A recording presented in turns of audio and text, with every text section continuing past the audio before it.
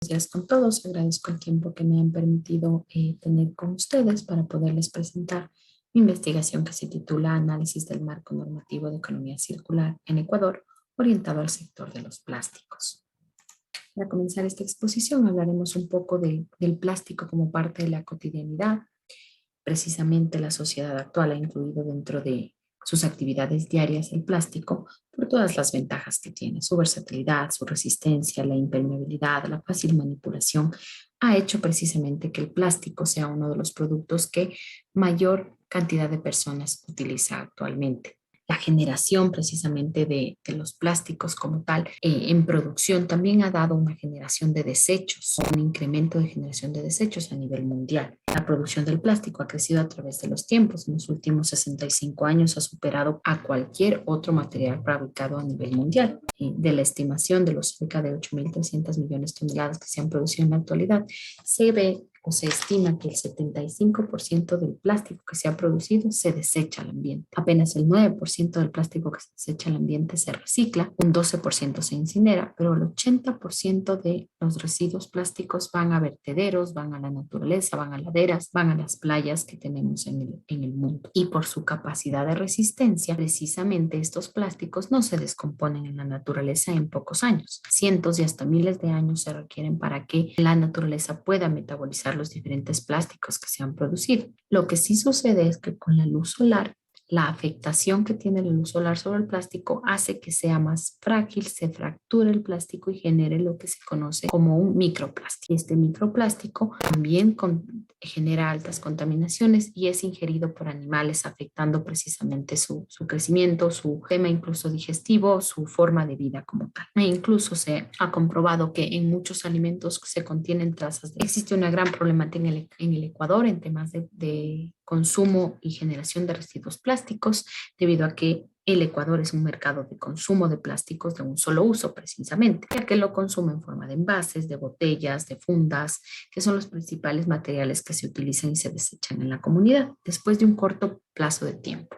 Y toda esta forma de consumo precisamente ha generado de que se produzca mayor y mayor cantidad de plásticos de un solo uso, como por ejemplo 1.500 millones de fundas tipo camiseta en nuestro país se producen anualmente y al menos el 50% de estas fundas plásticas van a parar a botaderos, van a parar a la naturaleza y el otro 50% por muchos esfuerzos se reciclan o se reutilizan al menos una vez, lo que no significa que al final de su vida útil lleguen como tal a un relleno sanitario, a un botadero de basura o en su defecto a la naturaleza. Y como ya lo comentamos, el reciclaje es uno de los mecanismos de disminución del impacto ambiental que se ha utilizado en nuestro país y a nivel mundial, pero es importante reconocer que el reciclaje solamente retrasa la llegada de este producto a una disposición final. Lo importante o no es suficiente solo con reciclar, sino se ha identificado que toda la contaminación plástica que existe requiere precisamente de acciones más allá del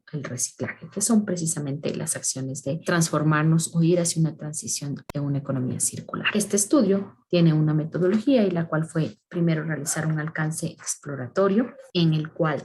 se ha identificado que no existe una gran cantidad de estudios que se hayan relacionado al sector plástico y a cómo llega el sector plástico hacia una economía circular en nuestro país. Así que este estudio va a dar ese primer paso o ese punto de partida a nuevos campos de exploración. Se realizó una revisión de la normativa existente en términos de economía circular enfocados en el sector de los plásticos y también se realizó una matriz DAFO precisamente para tener resultados de la investigación. Ahora, un poco bien, ¿cuál fue la normativa que se reconoció en nuestro país que existe y que tiene relación con el sector del plástico y cómo ha aplicado o está iniciando en su aplicación de una economía circular? Se revisó información de la Constitución de la República del Ecuador, del Código Orgánico del Ambiente, y haciendo un poco más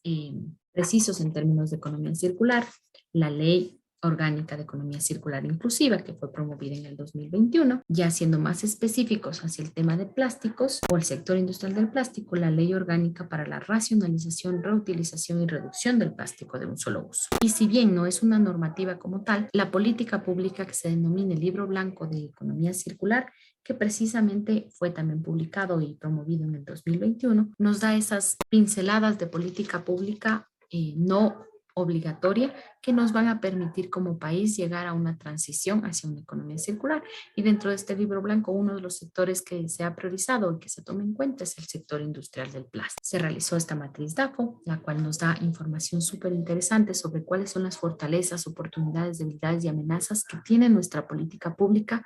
para que se logre esta transición de una economía lineal hacia una economía circular. Por comentarles, tenemos fortalezas como contar con una ley de economía circular a nivel nacional, contar con normativa específica en el sector plástico que fomente al menos el reciclaje del plástico y la introducción de este reciclaje en nuevos procesos productivos de productos plásticos de un solo uso. Y una fortaleza muy importante que es la Constitución de la República, que presenta un marco normativo propicio para la transición a una economía, de una economía lineal hacia una economía circular. Tenemos oportunidades muy interesantes como por ejemplo la experiencia que tienen en economía circular los países de la región, de América Latina, los cuales podríamos incluso socializarlos y utilizar en nuestro país esas experiencias, no solamente a nivel de política pública, sino también a nivel de empresas que ya aplican economía circular en otros países vecinos. El sector industrial del plástico cuenta con algunas iniciativas para la aplicación de medidas de reciclaje, es decir, las asociaciones que conforman el sector industrial del plástico si quieren realizar acciones para mejorar en temas de sostenibilidad y de aplicación de economía circular. Y las experiencias alrededor del mundo, que existen muchas, si bien no pueden aplicarse de manera igual o imitarlas en nuestro país, deben considerarse para no cometer errores que hayan cometido países de otros continentes y obviamente replicar de mejor manera las buenas prácticas. En cuanto a debilidades y amenazas, en debilidades se ha identificado que nuestra política pública a nivel de país va hacia una economía del reciclaje. No busca como tal una transición hacia una economía circular, sino busca mejorar su manejo de gestión integral de residuos y con ello obviamente incluir actividades de reciclaje y mejorar sustancialmente las tasas de reciclaje que tenemos. Sin embargo, no ha llegado nuestra política pública a ser precisa en términos de aplicación de codiseño, de mejorar en la población esa necesidad de disminuir el consumo de plásticos, al menos de los plásticos de un solo uso. Y como amenaza se ha identificado que los grandes poderes económicos que están alrededor de la industria del plástico, que es la industria del petróleo. Actualmente menos del 4% del petróleo que se extrae, que se importa y que se utiliza a nivel mundial es utilizado para el sector de los plásticos. Pero como ustedes me escucharon al inicio de la presentación, estos productos plásticos se ha potencializado y se ha masificado su producción. Tal es así que para el 2050 entre el 8 y 10% del petróleo se utilizará para producir plásticos. Por lo tanto, estos grandes poderes de industria económicos van a limitar esta transición hacia una economía circular o lo están limitando. Los costos de recambio industrial para incorporar plásticos al ecodiseño, para durar más en el mercado o metabolizarse rápidamente cuando sean de un solo uso. La falta de apoyo financiero para la ejecución de una transición hacia una economía circular y la deficiente conciencia social. Muy importante, la sociedad ecuatoriana consume irresponsablemente plásticos de un solo uso y plásticos reutilizables de una manera en la cual ya no hay un abastecimiento natural de tanto desecho que se está generando. Como resultados de esta investigación, precisamente se tienen algunas importantes conclusiones. Los daños que ha ocasionado el plástico sobre el ambiente son evidentes en cualquier parte del mundo. Tenemos las islas de plástico que están en nuestros océanos, las playas que han sido inundadas por plástico, que precisamente nos evidencian el grave problema que tenemos.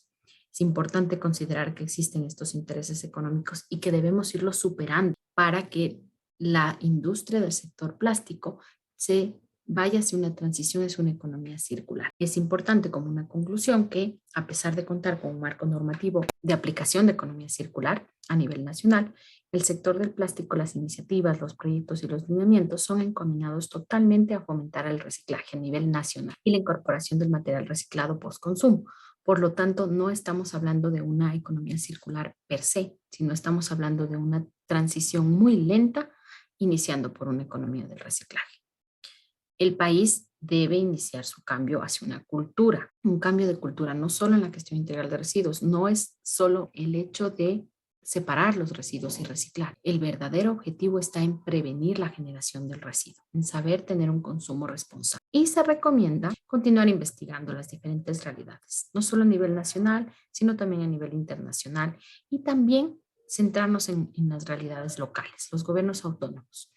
con el fin de lograr un mejor entendimiento de las diferentes particularidades que tienen propias de cada región, propias de cada cantón, incluso el número de habitantes, la cultura que tengan en cada uno de los sitios, afecta mucho para saber cómo comportarnos en esta transición hacia una economía circular. Muchas gracias.